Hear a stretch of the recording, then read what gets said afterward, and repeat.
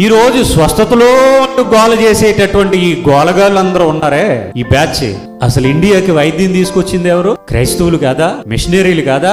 సేవకులు కాదా? మరి వాళ్ళకి తెలియదా స్వస్థత చేయాలని? హాస్పిటల్ ఎందుకు కట్టారు? కొబ్బరి నూనెలు అమ్ముకోవచ్చు కదా వాళ్ళు కూడా, ఖర్చీపులు అమ్ముకోవచ్చు కదా వాళ్ళు కూడా.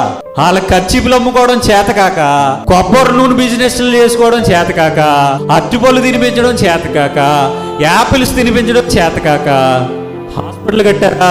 విజయవాడలో అన్నా మినిస్ట్రీస్ అని కానీ లేదా అన్నా హాస్పిటల్స్ అనేవి కానీ బోల్డ్ అని ఉన్నాయండి. అమలాపురంలో అమెరికన్ హాస్పిటల్ అని ఇప్పటికీ ఉండేది, దాన్ని ఇక్కడ మన అంబాజీపేటలో స్త్రీల ఆసుపత్రి, కంటి ఆసుపత్రి, ఇవన్నీ ఎవరివంటే క్రైస్తవులవే. మరి ఎందుకు అమ్ముకోలేదు వాళ్ళు? ఖర్చీపులు తెచ్చుకుని ఎందుకు కొబ్బరి నూనె బాటిల్ అమ్ముకోలేదు? వీళ్ళు అరటిపళ్ళు బళ్ళు వేసుకుని ఎందుకు అమ్ముకోలేదు? వీళ్ళు యాపిల్ కాయలు ఎందుకు అమ్ముకోలేదు? వీళ్ళు ఎందుకంటే ఆ రోజు ఆయన చేశాడు, ఈ రోజు వీళ్ళు చేయమని చెప్పలేదు. ఆయన చేయడానికి కొన్ని కారణాలు ఉన్నాయి. ఇది తెలియక 1S 2S 3S ఆనెస్ ఈనెస్ అని పెట్టి స్వస్థతలు ఉన్నాయి.